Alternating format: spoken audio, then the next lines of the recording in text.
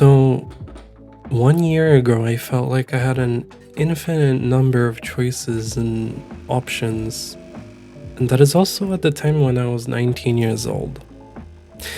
And I know it sounds funny because I'm 20 years old and I sound like I'm low on my retirement savings, but there's something weird that comes with losing that teen in your age.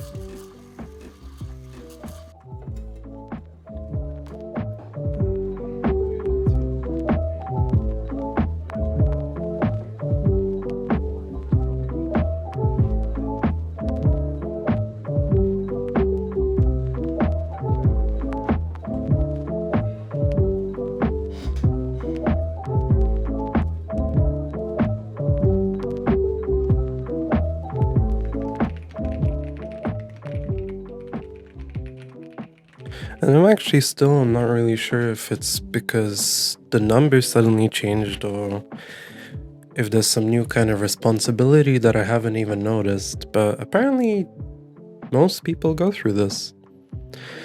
And naturally, hitting 20 came with me suddenly wanting to become an athlete. But I'm pretty sure that's what normal and responsible adults do.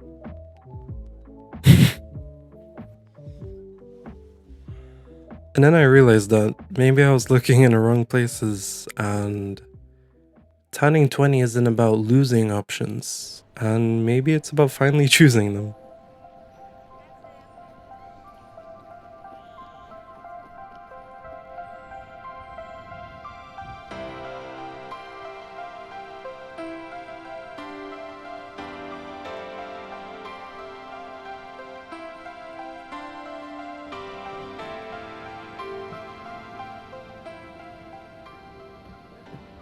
I caught flights because I caught feelings, and that's pretty funny because it's exactly the opposite of what everybody says to do online.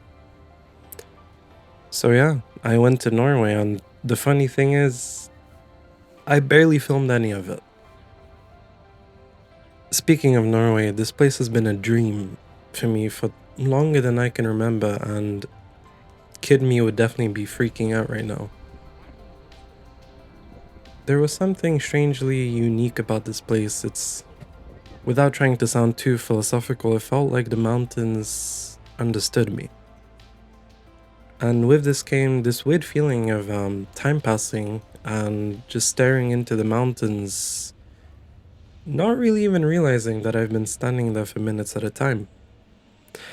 So wait, if I'm doing all of these things that were a wild dream just a few years and maybe even months ago, am I really behind? Well, the answer is probably no, and it most likely never even was a yes. So then why does it feel like it is for so many people similar to me or even including me? Well, here's the thing. I don't know. It could be a million things, but next year it's 21. And the year after that it's 22, and so on and so forth.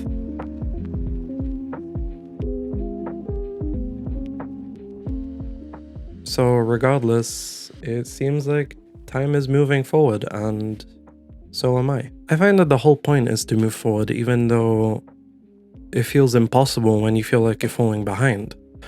But weirdly enough, that's probably the best moment to push even harder on something that felt impossible to do yesterday or the day before that. So in the end, I checked off one of the biggest goals on my imaginary bucket list.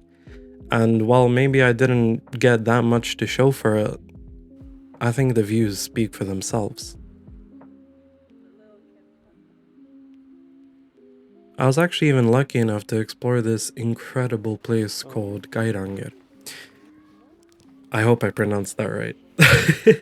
um, I saw things that I thought were only there on screens, and I got to experience the loud silence that was nestled in between the mountains in the Norwegian Alps. So taking all of this into account, is it really fair for me to say that I feel behind? I've had the chance to see several of my lifelong dreams through, and the chance to get ready to experience even more of them. So I think that's evidence enough to show that this whole illusion of being too late is just that, an illusion. I guess maybe this trip taught me something that I was probably missing for these past few years, and I may or may not be going back quite soon. There's a lot more to come. Alright, that's about it. See you next time.